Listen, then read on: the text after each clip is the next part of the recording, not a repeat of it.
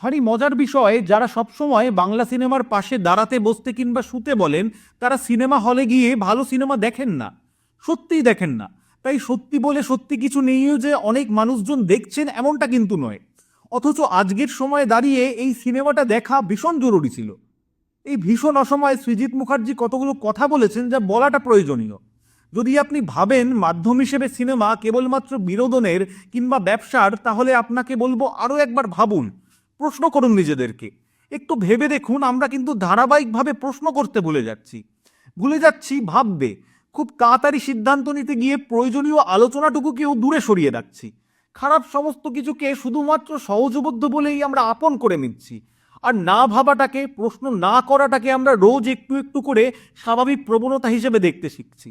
আসলে বাংলা সিনেমার পাশে দাঁড়াতে নয়, নিজেকে প্রশ্ন করার রসদ খুঁজে পেতে সত্যি বলে সত্যি কিছু নেই দেখে আসুন।